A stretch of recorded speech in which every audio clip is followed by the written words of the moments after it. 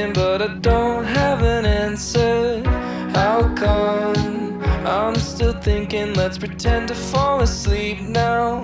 When we get old, will we regret this? Too young to think about all that shit. And stalling only goes so far when you've got a head start.